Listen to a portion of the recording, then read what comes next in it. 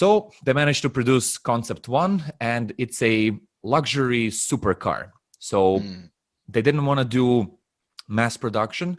Their original idea, which they're still kind of going with, is not producing a lot of cars, but producing like a really high performance, strong, super fast, super luxurious car that would sell for a lot of money so they could keep the company afloat. And they're going for that market. Now, the Concept 1 car was amazing because it has 1,000 horsepower, over 1,000 horsepower. It's like a killer car. It can drive like to 300 kilometers per hour. It's like you look at the stats, you're like, what? Like, Yeah. And there were no like, he went from the old BMW that was kind of scrapped together to a 1,000 horsepower super race car, and like the jump is just astronomically high, and That's what's so surprising to me hearing his story, because to me, the name Rimac came into my consciousness as hypercar maker. And like I didn't really know the background until I watched that interview.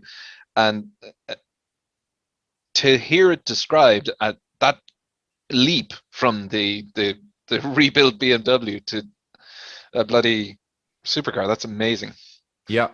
It was just phenomenal. Like, it was mind-blowing. Like, people couldn't believe that something like that could physically exist, but they had a working model, and it just blew all the stats out of the system. So I gathered some stats here to kind of visualize it easier. So it had 1,088 horsepower.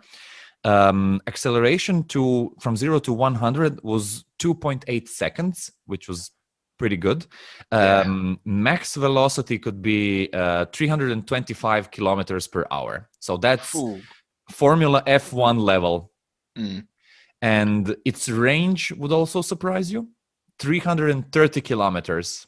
And when was this car built?